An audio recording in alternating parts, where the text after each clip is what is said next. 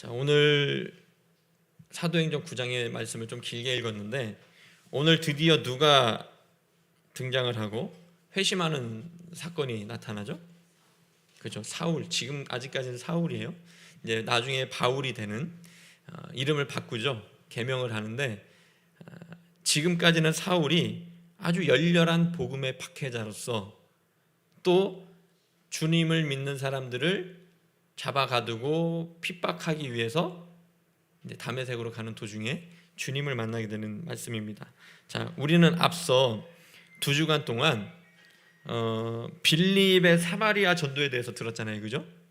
듣고 그로 인해서 박해를 받았던 예루살렘 교회가 흩어지면서 사마리아와 유대 온 땅으로 그 복음이 충만해지는 것을 보았잖아요, 그죠? 그리고 심지어는 누구에게까지 복음이 전파됐다 그랬어요?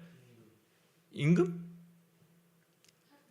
그죠? 아프리카 여왕, 에디오피아 여왕 간다게의 국고를 맡은 내시, 그 신하죠. 그 사람에게까지, 그러니까 대륙이 바뀌는 거예요. 이 이스라엘이라고 하는 나라가 얼마나 재밌냐면 유럽과 아시아와 아프리카를 잇는 허브 같은 곳이에요. 딱 그 곳에 있어요. 이게 신기하죠? 왜 하나님이 이스라엘 백성을 택하셨고, 지리학적으로 보면 그렇다는 거예요. 왜 택하셨고, 왜 그 팔레스타인, 지금의 팔레스타인 지역 가나안 땅에 이스라엘 백성들을 약속의 땅으로 주셨는지 생각을 해보면, 물론 아메리카 대륙은 바다 건너 멀리 있지만 세계의 큰 대륙이, 국가가 아니에요, 세계의 큰 대륙이 맞닿아 있는 장소가 어디라는 거예요? 이스라엘이에요. 되게 특이하고 재밌는, 지중해의 끄트머리, 동쪽 끄트머리에서 정말 무역과 온갖 그 교통의 중심지로서 그곳에서 모든 문물이 전파되는, 옛날 페니키아인들도 그쪽에 있었어요. 그 예루살렘 조금 북쪽에. 그러면서 아주 문명이 발달했던 지역입니다. 그래서 서쪽으로는 어느 대륙이에요? 서양인들이 주로 살고 있는 유럽, 그리고 동쪽으로는 아시아인들이 동양인들이 살고 있는 아시아, 그리고 그 남쪽으로 쭉 내려가다 보면 이집트를 지나서 어느 대륙이에요? 오스트레일리아는 섬이고 따로 떨어져 있는 대륙이고 아프리카. 그렇게 해서 복음이 땅으로 갈 수 있는 모든 곳에 확 퍼지게 됩니다. 물론 2000년이 지난 지금은 오스트레일리아 대륙, 그 호주에도 또 아메리카 대륙에도 복음이 어떻게 됐어요? 전파됐죠. 그 복음이 전파되는 2000년 동안 복음이 전파되는 그 모든 과정 속에 좋은 일만 있었을까요? 핍박도 있었고, 복음을 들고 그 아마존의 식인종들에게 복음을 전하러 갔다가 그 식인종들에게 죽임을 당하고 잡아먹히는 선교사님들도 있었죠. 우리나라에도 복음을 들고 왔던 선교사님들이, 특히 성경을 들고 왔던 토마스 선교사님이 어떻게 돼요? 조선시대 때 참수당하죠. 그리고 그 서울에 그 양화진에 가면 그 옆에 천주교의 성지인 절두산, 그 성지가 있어요. 왜 절두산이라고 부르는지 알아요? 말 자체가 너무 무서워요. 절두산. 왜 절두산이 됐을까요? 절은 절단하다 할 때 절이에요. 자른다. 두는 뭐예요? 머리 두자. 그곳에서 많은 사람들의 머리가 잘려나갔어요. 하나님을 믿는 사람들의. 그렇게 복음이 핍박을 받고, 정말 많은 사람, 우리 조선시대의 그 양반들도, 기득권을 가지고 있던 유교를 믿었던 양반들도, 임금들도 다 복음을 진멸하고 없애버리려고 했지만 복음이 우리나라 지금 이 땅 가운데 어떻게 됐어요? 그죠? 충만하게 퍼져 있죠. 물론 갱신해야 될 부분들도 있지만 이 복음이 확장되는 것은 그 누구도 막을 수 없습니다. 어떤 권력자도, 어떤 왕도 복음을 막으려고 그 묻어내를 썼지만 그 복음이 막혔어요? 이상하게 핍박하면 핍박할수록, 잡아 죽이면 죽일수록 더 순전한 기독교가 되어서 그 복음이 어떻게 됐어요?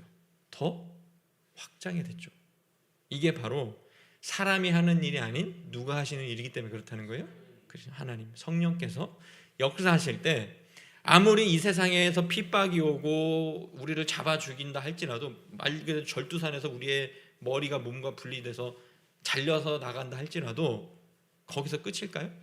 아니죠. 우리는 영원한 생명 가운데로 들어가고, 또 누군가는 그 유지를, 그 복음에 전해야 된다라고 하는 뜻을 이어받아서 또다시 복음을 들고 나아가는 겁니다. 이게 사도행전에서 말하고 있는, 계속해서 이야기하고 있는 복음의 확장, 성령의 행전을 통해 복음이 어떻게 확장되어 나가는 것을 보는데, 오늘은 정말 놀라운 일이 벌어져요. 어떤 일이 벌어집니까? 그렇죠. 아주 교회의 원수였고 복음의 박해자였던 사울이 등장하면서 긴장감이 고조가 돼요. 그런데 그가 결국에 어떻게 됐어요? 다메섹으로 예수님 믿는 사람을 잡아 가두려고 가는 중에 예수님을 만나고 그가 변화되는 모습을 볼 수 있습니다. 이건 놀라운 거죠. 어떻게 열렬한 반대자, 핍박하는 사람에서 열렬한 지지자가 되고 복음을 증거하는 사람이 될 수 있었을까? 물론 그 자세한 내용은 오늘 본문에 다 나오진 않지만 우리가 이것을 먼저 염두에 두고 오늘 말씀을 듣기를 들었으면 좋겠습니다. 먼저 1절의 말씀 한번 보세요. 1절의 말씀은 사울이 주의 제자들에 대하여 여전히 위협과 살기가 등등하여 이렇게 시작을 합니다. 그가 대제사장에게 가서 다메섹에 있는 그리스도인들도, 예수 믿는 사람들도 결박하고 잡아올 수 있도록 공문을 내려줄 것을 요청해요. 지금으로 말하면 경찰이 아무나 함부로, 물론 현행범은 범죄를 저지르고 있는 현장에서 그걸 보면 잡을 수 있지만 대부분 경찰들도 사람을 함부로 잡아갈 수 있어요, 없어요? 그럼 뭐가 필요할까요? 그렇죠. 증거가 아니라 영장, 법원에서 발부한 영장이 필요하죠, 그죠? 그런 거 비슷한 거예요. 지금 사울이 요구하는 게 대제사장에 가서 저 그리스도인들을 잡아올 수 있는 뭘 달라는 거예요? 공문, 영장과 같은 것을 달라. 내가 저 사람들을 체포해 줄 수 있는, 하에 올 수 있는 것을 달라고 이야기하는 겁니다. 그래서 그것을 받아서 예루살렘에 있는 제자들은 이제 거의 다 잡고 흩어졌으니까 이제는 다메섹이라고 하는 곳, 예루살렘에서부터 뭐 보통 지리적으로 200km 정도 떨어졌다고 하는데 지금이야 200km 뭐 별거 아닌 것 같잖아요, 그죠? 차로 한 뭐 2시간, 3시간이면 가는 거리인데 이때 당시에는 어떻게 가야 돼요? 차가 있어요? 그 먼 거리를 걷든지 말을 타든지 해서 가야 된단 말이에요. 그렇다고 길이나 도로나 좋은 게 아니에요. 그 먼 거리를, 그 험난한 길을 뭘 위해서 가는 거예요, 지금 사울이? 그죠? 저 예수 믿는 사람들을 다 잡아 박멸해서 없애버리려고 하는 그 열정을 가지고 그가 길을 떠나는 모습을 볼 수 있어요. 이것을 보았을 때 사도 바울은, 이 사울은 어떤 사람이라고 목사님이 지난번에 제가 여러분에게 설명을 했죠? 첫 번째로 지금 이 모습을 봐도 알 수 있는 게 뭐예요? 그는 아주 열정적인 사람이라는 거죠, 그죠? 자기가 옳다라고 믿는 일에는 뭐 하는 거예요? 아주 열심히 특심인 사람이에요. 열정적이고 정말 모든 것들을 다 감당할 수 있는 그런 사람이었죠. 그리고 복음을 박해하는 이 일에도 남다른 열심이 있었고, 또 이후에 회심에서는, 그가 회개해서는 복음을 전하는 데에 남다른 열심이 있었던 사람입니다. 그럼 여러분, 그가 왜 그토록 그리스도인들을 핍박하는 데 앞장섰을까요? 이렇게 열정적인 사람이, 그죠? 목사님, 방향이 잘못됐기 때문에 열정은 더 엉뚱한 곳으로 갈 수 있다고 그랬잖아요, 그죠? 지금 사울의 방향이 잘못되었기 때문에 복음을 증거하는 사람이 아니라 복음을 회방하는 사람으로 아주 열심히 달려가고 있었어요, 그죠? 그러면 이 열정적이었던 사울이 왜 그토록 유대인들, 그리스도인들을 핍박하는 일에, 예수님을 믿는 사람들을 핍박하는데 앞장섰을까요? 왜 그럴까요? 오늘 말씀의 제목 보세요. 여기 힌트가 있습니다. 그렇죠. 색안경을 꼈기 때문에. 그럼 무슨 색안경을 꼈어요, 그가?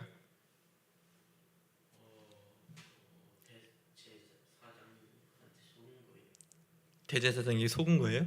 속은 게 아니라 그가 원래 그도 그렇게 생각을 했고, 근데 비슷한 겁니다. 그 맥락이 비슷해요. 잘 들어보세요. 흔히들 사람이나 어떤 사건에 무슨 일이 벌어졌을 때 편견을 가지고 바라보는 사람이 있어요, 그죠? 선입견. 이상하게 꼭 꼬여 있는 사람이 있어. 뭔가 이 사람이 뭔가 일을 해. 그러면 그 자체로 보는 게 아니라 뭔가 이상하게 판단하는 사람들이 있어요. 저게 무슨 꿍꿍이가 있을 거야 이러면서. 그런 사람들 보고 뭐라고 해요? 또 색안경 끼지 마 이런 말을 많이 하는 거 봤잖아요. 들었잖아요. 그죠? 뭐 그런 말 못 들어봤어요? 그럴 때 쓰는 표현입니다. 어떤 거냐면 있는 그대로를 좀 보지 않아요. 이렇게 지금 우리는 안경을 쓰긴 했지만 우리가 선글라스를 끼면은 세상이 어떻게 보여요? 그죠? 까만 선글라스를 끼면 까맣게 보이고 붉은 빛이 도는 선글라스를 끼면 세상이 어떻게 더 보여요? 붉은색을 쓰면 그렇죠. 노란색은 노랗게, 빨간색은 빨갛게 보여요. 이 색안경이라는 게 뭐냐면 우리가 그 색안경을 벗고 있는 그대로의 세상을 보아야 되는데 나도 모르게 어느 순간 잘못된 선입견에 색안경을 끼고 세상을 보는 거죠. 그러면 그 세상이 제대로 보여요, 안 보여요? 그리고 어떤 사람을 볼 때 그 사람이 제대로 보여요, 안 보여요? 그 사람이 어떤 모습인지, 물론 모습 자체는 있지만 이상한 색깔로 더 씌워져서 그 사람을 왜곡해서 보거나 그 사람을 선입견을 가지고 보거나 또 이상하게 꼬여가지고 그 색깔로 꼬이게 봐서 오해하는 경우를 많이 보게 됩니다. 그럼 바울도 그가 그토록 그리스도인들을 핍박하는 이유는 뭘까요? 그의 눈에 잘못된 색안경이 씌워져 있었기 때문에 그렇습니다. 쉽게 말해서 예수 그리스도에 대해서 또 그의 가르침에 대해서 좋지 않은 생각과 시선으로 바라보았기 때문에 그는 그 모든 사람들을, 예수 믿는 사람들을 죽여 없애서라도 박멸해야 될, 잔멸해야 될 것으로 보았다는 거죠. 그가 쓴 색안경 때문에. 그죠? 바울의 시선으로 볼 때는 예수는 자신을 하나님의 아들이라고 스스로 칭하면서 신성모독하는 파렴치한 인간이었어요. 그죠? 어떤 사람에게는 구원자로 봐요. 색안경을 벗고 예수님을 보면 그분은 우리의 구원자이시고 하나님의 아들이시고 우리의 왕이시고 우리의 주인이시죠. 그죠? 그런데 색안경을 꼈기 때문에 예수님이 그렇게 보이지 않는 거예요. 어떻게 보였다는 거예요? 스스로 하나님의 아들이라고 사칭하는 사기꾼. 그리고 여러 사람들을 혹세무민하는 그 사기꾼과 같은, 또 그를 따르는 사람들도 똑같은 사람이기 때문에 십자가에 달려 죽은 예수님처럼 똑같이 하나님의 영광을 위해서, 우리 유대교의 영광을 위해서라면 죽여 없애버려야 할 존재로 어떻게 했다는 거예요? 바라보았다는 거죠. 그렇게 여겼다는 겁니다. 누가? 사울이. 그만큼 색안경은 무서운 거예요. 그죠? 오늘 목사님이 이 본문을 통해서 전통적인 해석은 아니에요. 이렇게 해석하는 거를 목사님도 지금 이게 바른 해석인가 싶어서 여러 주석과 책들과 설교집을 좀 봤는데 이런 해석을 했던 건 못 찾았어요. 하지만 옥스퍼드 주석에서 이 비슷한 것을 찾았는데 그 나중에 뒤에서 좀 소개를 해드리겠습니다. 그래서 사도 바울은 그 열심으로 자기가 색안경을 끼고 있던 그것이 옳다라고 믿었기 때문에 이제는 어디로까지 가는 거예요? 다메섹으로 예수님 믿는 사람들을 또 잡아 가두려고 영장을 들고 공문을 들고 길을 떠나게 됩니다. 그리고 그 사람들을 잡으러 가는 중에 누구를 만나요? 오늘 보세요. 먼저 예수님을 먼저 만나죠. 그 다메섹 길 도상에서 길 위에서 예수님을 만나는데 자 3절의 말씀 보세요 한번. 오늘 중요한 말씀. 사울이 어떻게 회심을 하게 되는지가 나옵니다. 사울이 길을 가다가 다메섹에 가까이 이르렀더니 거의 다메섹에 거의 다 갔을 때예요. 호련히 하늘로부터 빛이 그를 둘러 비추는지라. 근데 이 빛은 바울만 보았어요. 다른 사람들은 보지 못하고 함께 동행했던 사람들은 보지 못하고 땅에 엎드려져 들음에 소리가 있어 이르시되 사울아 사울아 내가 어찌하여 나를 박해하느냐. 그래서 대답하여 주여 누구시니까 이르시되 나는 내가 박해하는 예수라. 이렇게 말씀하죠. 여기서 누구를 만났어요? 예수님을 믿는 사람들을 잡아 가두려고 하고 핍박하려고 가는 중에 누구를 만났어요? 그렇죠. 예수님을 만난 거죠. 그러면서 그가 예수님을 만나고 회심해서 그의 시선이 그의 색안경이 벗어지고 그의 존재 자체가 변하는 놀라운 일들이 벌어집니다. 그리고 마지막에 보면 아나니아를 만나서 바울이 뭘 받게 돼요? 다시 보게 되고 세례를 받게 됩니다. 세례는 요한복음의 표현대로 하면 뭐예요? 거듭남이죠. 거듭남. 이제는 자신의 색안경을 벗고 사람이 어떻게 됐다는 거예요? 자신의 눈이 멀었어요. 이제는 다시 보게 됐어요. 이제 어떻게 된 거예요?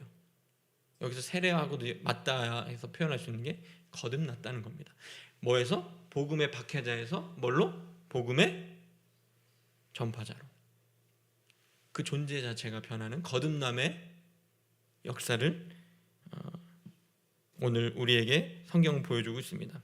그래서 오늘 이 말씀을 통해서 우리도 우리 주변에서 일어나고 있는 현상들과 우리의 이웃들, 주변 사람들을 바라보는 우리의 시선이 어떠해야 됨을 한번 말씀을 통해서 같이 알아보도록 하겠습니다.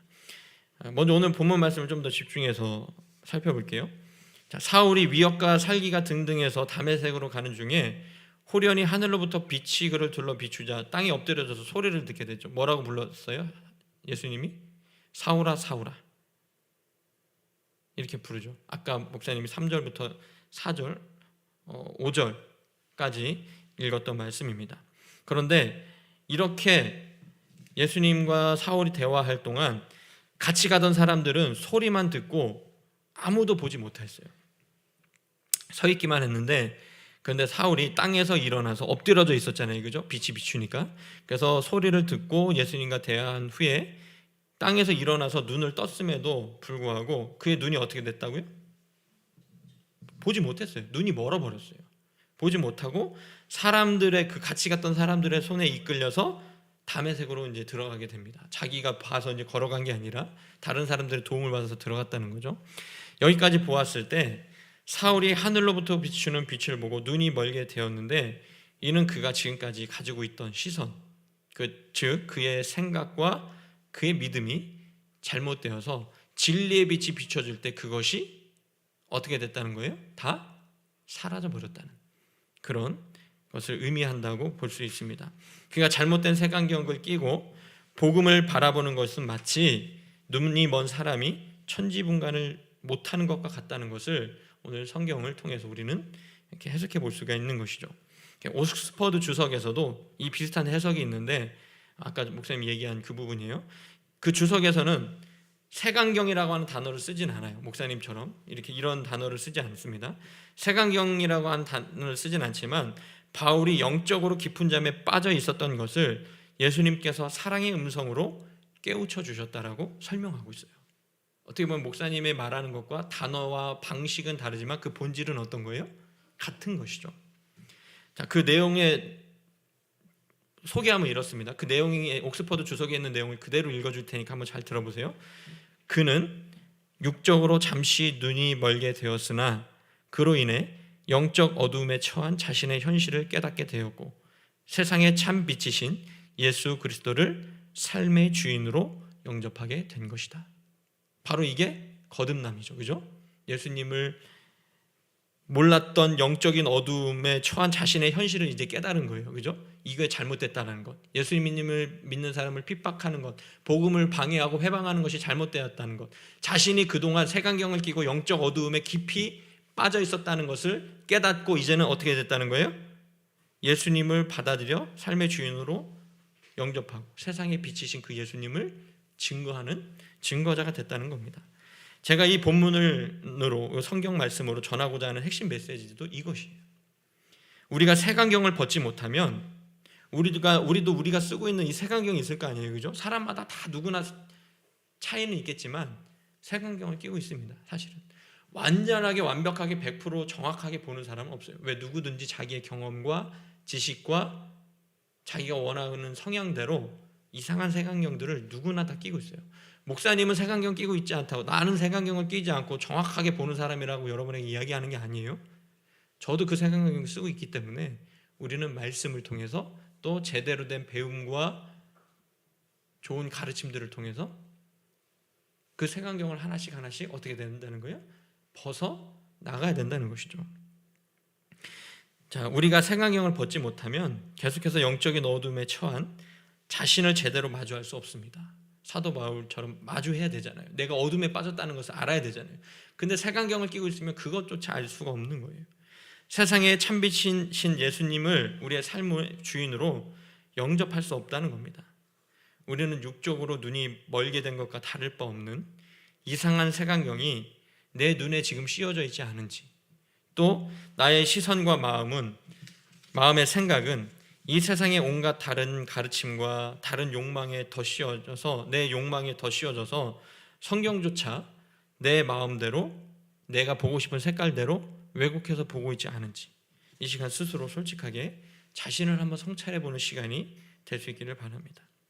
그런데 목사님이 아까도 얘기했지만 사람은 완벽한 시선을 가질 수 있을까요? 없을까요? 없죠. 각자가 나름의 색안경을 끼고 있는데 잘못된 것은 분명히 있다는 겁니다. 그러려면 그 잘못된 것을 깨달으려면 어떻게 해야 될까요? 오늘 성경 본문을 통해서 알 수 있는 가장 확실한 방법은 뭘까요? 예수님을 만나는 것이죠. 주님을 만나고 그 주님이 우리의 삶의 주인 되실 때 우리는 가장 잘못되었던 근본적인 색안경을 벗을 수가 있는 거죠. 그죠? 그리고 디테일하게 우리의 삶의 모든 모습 속에서 삶의 구석구석에서 잘못 씌워져 있는 정치의 분야든지 경제적인 분야든지 관계적인 그 영역이든지 우리가 잘못 쓰고 있는 그 색안경을 이 복음을 통해서 하나씩 어떻게 된다는 거예요? 벗어나가야 된다는 겁니다. 저도 잘못된 색안경 끼고 있어요. 저도 제가 싫어하는 사람들이 있어요. 근데 그 싫어하는 사람이 100% 잘못됐을까요? 저의 시선이 잘못될 수도 있어요. 그죠? 목사님의 시선이. 그 사람은 정말 내가 싫어하는 행동을 하는 게 맞아. 근데 그 싫어하는 행동 때문에 이미 내 눈에는 그것이 거슬렸기 때문에 그 사람을 향한 나의 뭐가 씌워진 거예요? 색안경이 씌워진 것이죠. 그러다 보니까 그 사람이 뭘 하든지 믿고 꼴보기 싫고 싫은 거예요. 그 색안경을 벗으라는 겁니다. 있는 그대로를 받아들이고 보라는 거예요. 우리는 그 모든 정말 색안경을 벗어던지고 세상과 사람들과 모든 현상들을 좀 제대로 마주했으면 좋겠습니다. 아무리 진리가 선포되고 예수 그리스도가 우리의 구원자이면 무엇하겠어요?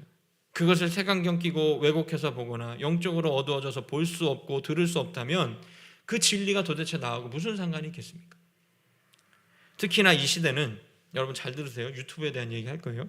이 시대는 우리 신앙의 위협이 되고 믿음을 지키기에 굉장한 위대한 시대입니다. 왜 그러냐면 이 시대 가운데는 이상한 프레임에 씌워져서 각자가 프레임 씌우기에 막 그냥 열을 올리고 있어요. 특히 정치적인 분야. 그 정치에만 관련이 있을까요? 그 프레임이 한번 씌워지게 되면 관계적인 부분이나 경제적인 부분이나 모든 영역에서 그 프레임이 우리의 판단을 좌지우지하게 됩니다. 특히 이상한 유튜브에 빠져서 그 보수 유튜버들 있죠. 극우 보수도 아니에요. 그냥 극우파예요. 극우파. 아주 잘못된 또 극좌 음모론 같은 허무맹랑한 이론에 빠져서 건전하지 못한 사고와 시선을 갖는 사람들이 막 늘어나고 있어요. 이 미디어의 힘이에요. 잘못된 정보와 해석이 범람해서 그것에 지속적으로 노출되면 그 사람이 이상하게 세뇌돼서 망가진다는 겁니다. 원래 사람은 무엇이 진실이고 진리인가 보다 뭐가 진짜지? 뭐가 진실일까? 뭐가 진리일까? 이런 본질적인 질문보다 자기가 보고 싶은 것만 보고 싶어하고 믿고 싶은 대로 믿는 경향이 있습니다. 주아는 유튜브 볼 때 주아가 보고 싶은 유튜브는 보지만 아빠가 보는 그 인문학 강의 유튜브는 보기 좋아요? 싫어요? 싫죠. 맨날 고양이 키우고 뭐 이렇게 흔한남매 이런 거 좋잖아요. 그죠? 재밌잖아요. 그러니까 사람은 자기가 보고 싶은 것만 봐요. 내가 재밌는 것만 보고 또 믿고 싶은 대로 믿어요. 사람은 그런 경향이 있어요. 참된 진리를 믿는 게 아니라 내가 믿고 싶은 대로 믿고 믿고 싶은 것만 믿어요. 취사 선택해서. 그러니까 뭘 가질 수밖에 없다는 거예요? 색안경을 낄 수밖에 없다는 것이죠. 근데 요즘 미디어의 발달, 특히 유튜브를 많이 하는데 이 유튜브가 유익한 것도 있어요. 막 여러 가지 사람이 태어나면서부터 요람에서부터 무덤에 갈 때까지 모든 정보들이 유튜브를 검색하면 다 할 수 있게끔 많은 정보들이 있어요. 그죠? 유튜브에. 그럼 유용한 부분이 있어요. 그렇지만 반면에 그에 못지않은 문제점도 분명히 있습니다. 자, 유튜브의 알고리즘이라는 게 있잖아요. 그죠? 내가 어떤 영상을 클릭하면 그 클릭한 내 계정으로 클릭한 그 영상에 대한 비슷한 영상들이 어떻게 돼요? 계속해서 뜨잖아요. 그죠? 그 알고리즘이 내가 관심 있는 것 위주로 노출되기 때문에 우리가 잘못된 사상을 한번 접하게 되면 그 검증되지도 않은 얄팍하거나 정말 수준 떨어지거나 의도적인 가짜 정보와 허접한 해석에 계속해서 노출되기 쉽습니다. 일례로 보수 유튜버들 영상을 한번 클릭했어요. 그러면 뭐 갑자기 무슨 대통령이 빨갱이라든지 이런 문구들이 막 나오죠. 그리고 어떤 뭐 국뽕 유튜버를 하면 막 우리나라가 막 전쟁하면 막 미국도 이기고 중국도 이기고 막 일본도 이기고 다 이겨. 우리나라가 막 세계 최강이야. 이런 국뽕 유튜브를 한번 딱 클릭하면 그 관련된 말도 안 되는 이상한 유튜브들이 막 떠요. 그죠? 이런 것들에게 우리가 보면 가짜 정보, 허접한 해석에 우리가 계속 노출되면 그것에 세뇌당해서 이상한 인간이 되어버릴 수 있다는 것을 가볍게 여기지 마세요. 그렇기 때문에 우리가 어떤 정보를 받아들일 때 비판적인 자세로 모든 정보를 수용하실 수 있길 바랍니다. 그냥 100% 흡수하듯이 스펀지 빨아들이시 우리나라가 총이 우리나라 K2가 세계 최강 총이야. 막 우리나라 K9 막 수출하고 막 우리나라 비행기도 만들고 지금 항공모함 들여오고 일본 다 끝났어. 막 중국 다 끝났어. 미국도 이길 수 있어. 막 이런 말도 안 되는 거에 세뇌당하는 거예요. 그리고 뭐 대통령이 나라를 팔아먹는다든지 아니면 무슨 야당이 뭐 지금 무슨 국가를 전복할 계획을 하고 있다든지 말도 안 되는 내피셜로 그거에 자꾸 빠지대요. 그리고 음모론이 있어요. 막 질병을 어떤 뭐 사람들이 어떤 기구가 뭐 미국 대통령이 질병을 갖고 있다 그걸 무기를 사용해서 이제는 인구 조절을 한다든지 이런 말도 안 되는 거를 얘기하는 유튜버들이 지금 막 내가 어느 한 곳에 확 빠지잖아요. 그러면 그것에 자꾸 노출돼서 그 색안경을 껴요. 내가 보수의 색안경을 끼게 되고 좌파의 색안경을 끼게 되고 빨갱이의 색안경을 끼게 되고 국뽕의 색안경을 끼게 되고 음모론의 색안경을 끼게 된다는 거예요. 성경은 근데 뭐래요? 색안경을 끼래요? 색안경을 벗어 던지래요? 그죠? 우리가 이거 정말 왜 사람들이 사이비 이단에 빠지는 줄 알아요? 왜 빠지는지 아십니까? 재밌잖아요. 유튜브 얘기하니까 막 눈이 반짝반짝하는데 왜 사람들이 이단에 빠지는 줄 알아요? 다른 거 없어요. 내가 관심 있는 거, 교회에서는 알려주지 않았던 거, 내 가려운 부분을 긁어주고 내가 듣고 싶어하는 말을 해주고 또 그것을 잘못된 메시지와 함께 계속해서 반복해서 듣게 되면 세뇌가 됩니다. 세뇌가 되면 그들의 의도대로 이상한 색안경을 끼게 되고 특히 신천지 같은 거죠. 그 이만희가 뭐 구주라고 막 하나님이라고 하는 이상한 색안경을 또 끼게 되잖아요. 그 가르침에 노출되면 그 색안경이 나에게 씌워지는 순간 눈이 멀어 장님이 된 것처럼 제대로 된 분간을 하지 못하게 되는 겁니다. 사이비에만 빠져서 그런 게 아니에요. 우리가 접하는 유튜브를 통해서도 얼마든지 우리가 그쪽으로 깊이 빠지게 되면 그런 이상한 뭐 국뽕이든 뭐 좌파든 우파든 음모론이든 우리의 정신을 황폐하게 만들고 우리를 정상적인 상황을 할 수 없게 만들어 버리는 거예요.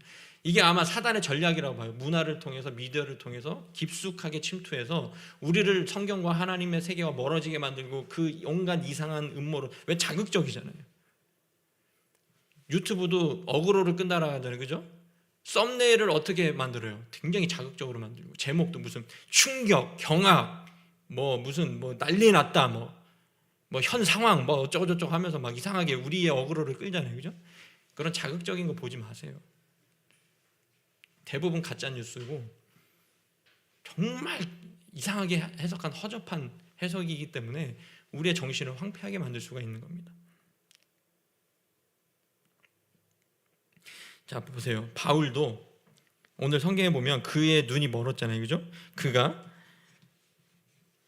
안수를 받으니까 눈에 비늘 같은 것이 벗어져서 다시 보게 됐잖아요. 그죠?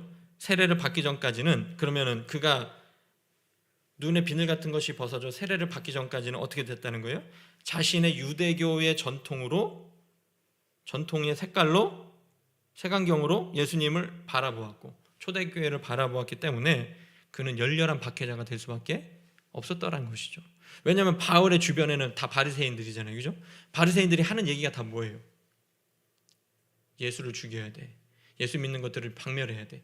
이런 얘기만 들으니까 바울도 거기에 그 유대교의 전통과 색안경에 따라서 그렇게 보았다는 거죠. 제가 좀 걱정하는 부분이 있어요. 정말 이 시대가 갈수록 극단으로 치닫습니다.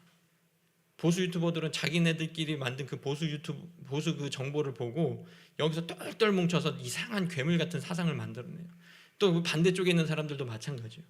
극좌 유튜버들도 이것의 반동으로 이 사람들 욕하고 자기네들만 옳다라고 얘기하면서 양극단으로 가요. 여러분 다리 꼬는 거 한번 생각을 해보세요. 다리 꼬면은 몸에 건강에 좋아요, 나빠요? 왜 나빠요? 골반이 틀어지잖아요, 그죠? 그럼 내가 오른쪽으로 다리를 많이 꽈어요, 그죠? 그러면 골반이 어느 쪽으로 틀어질 것 같아요? 오른쪽으로 많이 틀어지겠죠, 그죠? 그렇다고 내가 이거를 맞춘다고 왼쪽만 다리를 꼬면 어떻게 해요? 이거 제대로 자리가 잡힐까요? 그 이중불구예요, 이중불구. 오른쪽으로도 삐뚤어지고 왼쪽으로도 삐뚤어지고 말 그대로 찐따 되는 거예요, 찐따.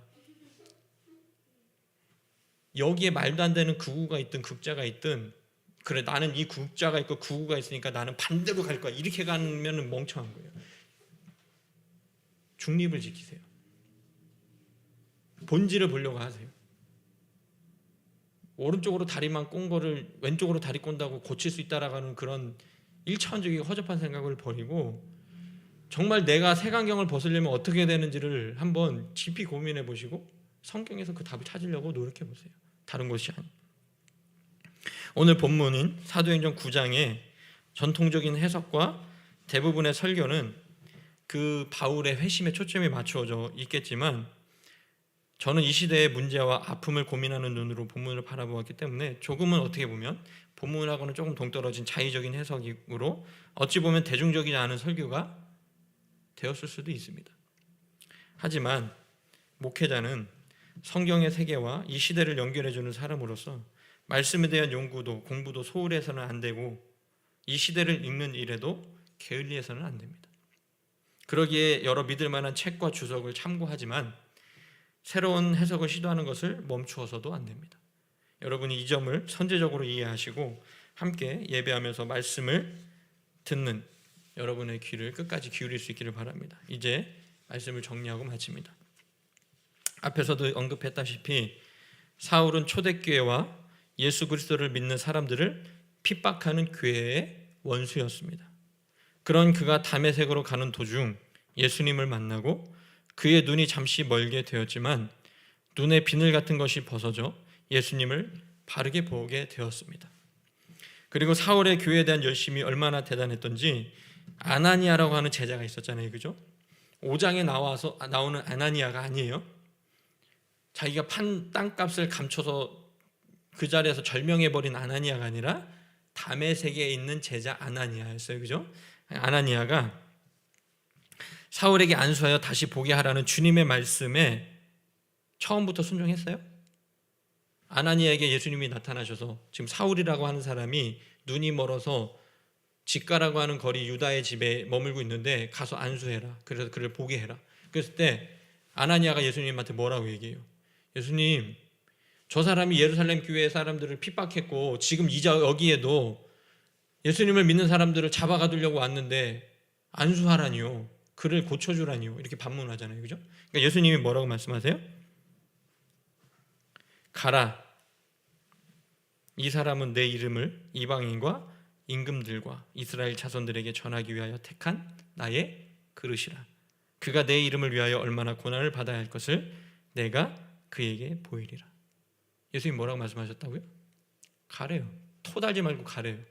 그리고 그에게 안수해서, 왜냐하면 그 바울이 이방인의 선교사가 되고 복음을 증거하는 하나님의 그릇으로 택하였다라고 말씀했잖아요, 그죠? 그러니까 아나니아는 더 이상 박해자 사울에게 안수하라는 말씀을 거부하지 않고 사울에게 가서 그에게 안수해서 하면서 이렇게 이야기합니다. 보세요, 잘 들어보세요. 아나니아가 사울을 좋아했을까요? 싫어했을까요?